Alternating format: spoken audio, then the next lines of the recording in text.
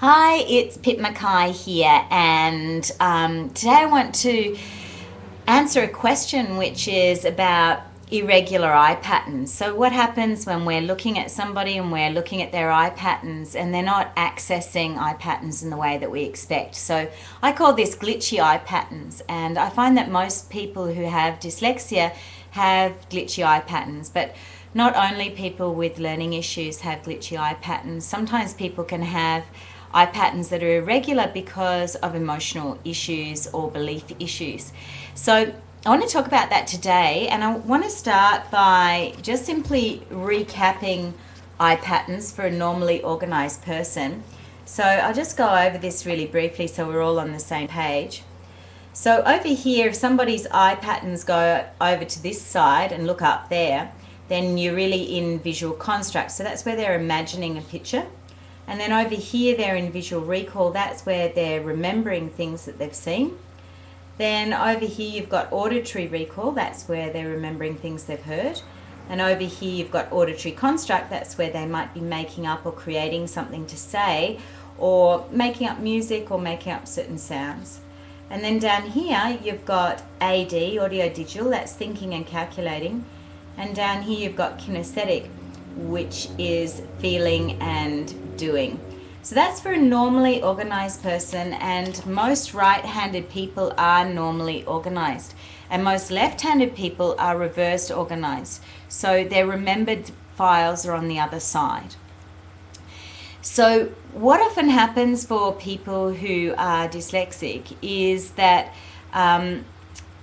they may be reverse organized, and what they do is normally inside their own mind, if they're going to find their remembered file, they need to go over to the other side, so over to what most people would consider their construct file.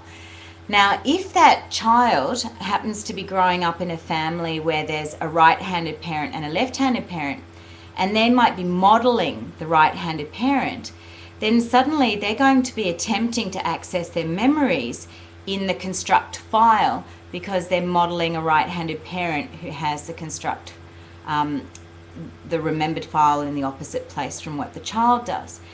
And this can create a lot of confusion for the child about where their memories are and how to access them.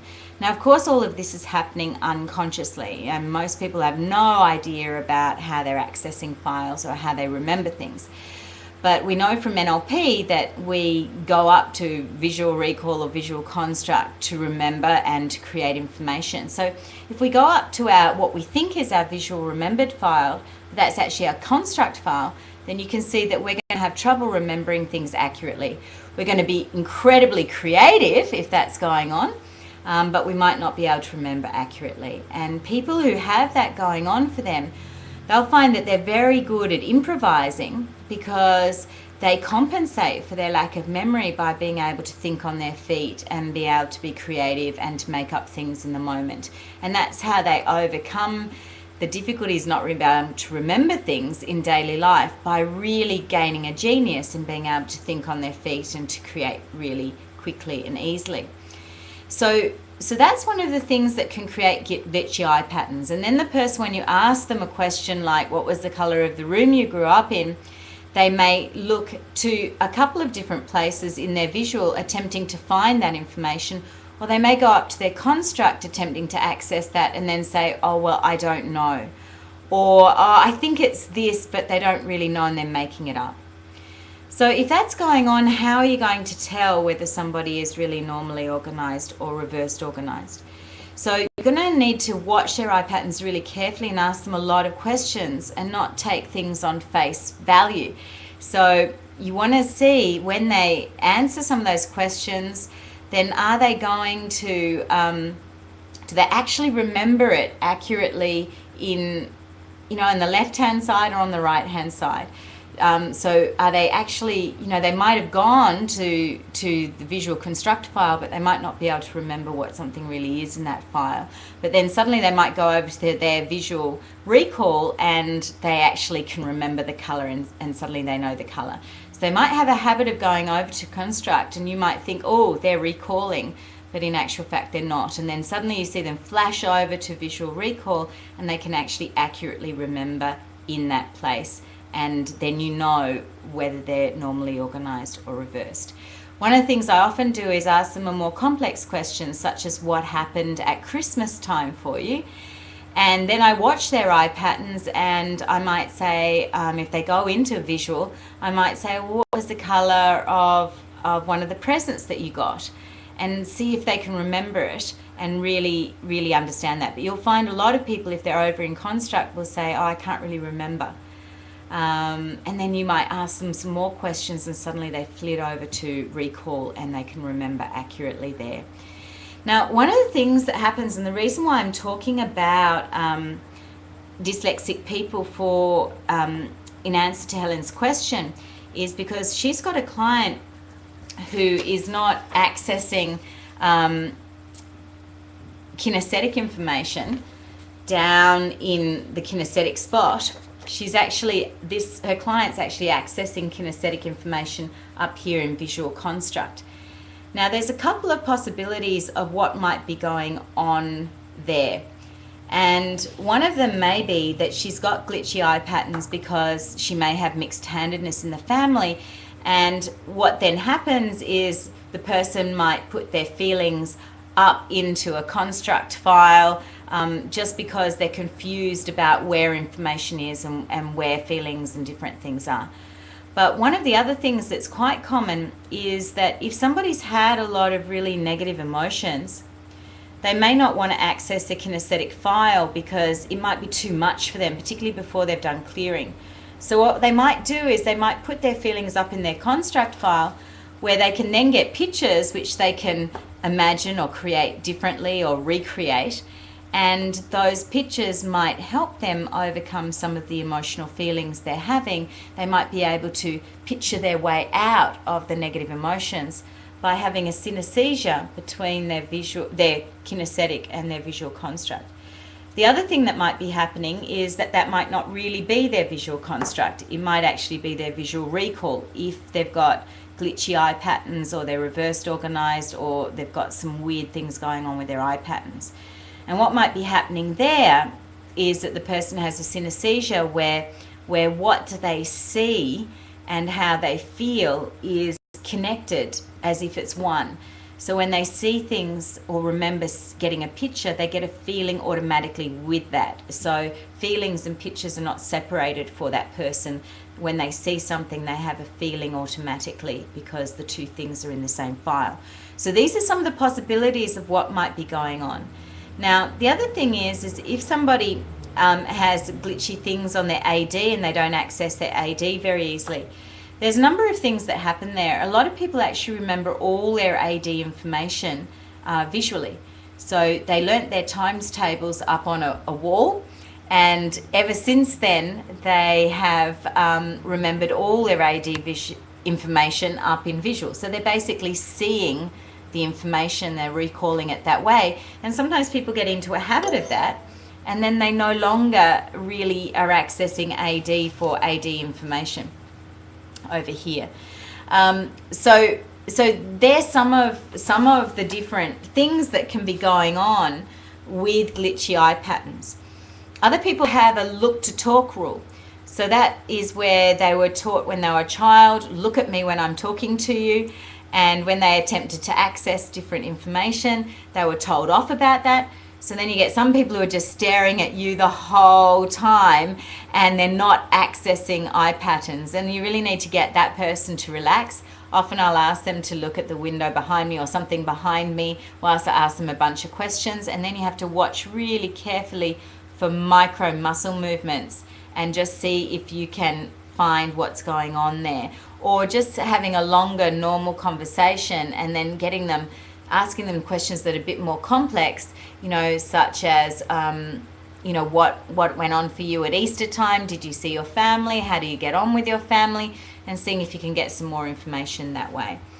One of the other things I like to do is to elicit a decision-making strategy around shopping, and then see what happens to their eye patterns there. Often you can start to see more accurately what's going on with their eye patterns when they remember something like that that's got more of a sequence and an order. And then you can start to hear when they say, and then I bought it or I tried it on, and you can see them going down into kinesthetic, and you can work out which side the kinesthetic is then. So to ask that question, you just ask something like, oh, I really like your watch. Were you by yourself when you bought that? And the person says yes, and you go, what happened? So you walked into the shop, what happened then? And they might say, well, I was looking around and then I saw this watch and I asked the person to take it out, and then I saw how much it costs, and then I bought it. So there you've got a VA80K buying strategy. So V80K buying strategy is the most common buying strategy. 95% of people have that as a buying or decision-making strategy. So you can watch their eye patterns whilst they're doing that, and that can also help you when you've got really glitchy eye patterns. Now, some of you might be watching my eye patterns as I'm going through this and talking. And because I was very severely dyslexic as a child, I've definitely got mixed-handedness in my family.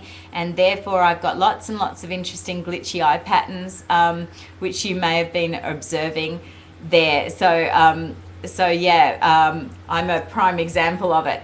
And also, because I've worked with so many dyslexic kids over such a long period of time, 12 years since I've been doing NLP, and of course as a teacher for 12 years before that. I've spent a lot of time since I learned NLP looking at kids who've got learning issues and dyslexia, and looking at their eye patterns and really having a bit of an understanding of those eye patterns, which with, like I said, with dyslexic kids is often really weird eye patterns, or dyslexic adults. So you get good after a while when you're working with people who have a lot of glitchy eye patterns in starting to work out, well, what's really going on, and what is this person's eye patterns really. So one of the other things that I might do if I'm really not sure of someone's eye patterns is I'll do the spelling strategy. And I might use a word like bourgeois, quite a difficult word, and I'll put it up in one section and see how they go spelling it there, and then put it up in the other section and see how they go if they're accessing there. And that can sometimes also give you a better idea of what's going on with their eye patterns. So some of the other things that got nothing to do with learning issues might be, like I said before, negative emotions the person hasn't been able to deal with, and also belief patterns that that somebody might have told them off quite a lot, and then it's become their own self-talk, like I'm stupid or I'm not worthy or whatever it is, and that becomes part of their own self-talk, and then that might be an AD, and then they spend a lot of time avoiding that by going up into visual construct, where they can construct their reality the way they want it to be, which might be more empowering for them. So these might be ways that the unconscious mind has tried to compensate for difficulties or things that are painful or hurtful that the person's avoiding, or wanting to find an easier way to go. Now, one of the other things that I had when I was a child, again common with dyslexic kids, was that I had different forms of hearing. So I had supersonic hearing in one ear and ordinary hearing in the other ear. So my hearing in this ear was extraordinarily acute, and I was able to hear anything anywhere. But in this ear it was normal. Now that's very confusing for the brain, because you're getting two different forms of information coming in at the brain at once, that the brain then has to work out what's what.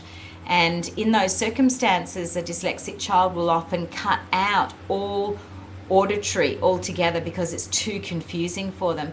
And so they then spend time going up into visual construct, visual recall, or down, say, into kinesthetic if that's something they like, or even AD if that's easier for them.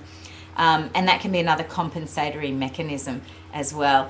I found for myself that when I was very tired or overwhelmed, I just couldn't listen to the radio, because all I could hear was all this static and all these confusing sounds. And so I'd get in the car if I was really tired, I'd say, oh, can you please turn the radio off? I just couldn't stand the sound.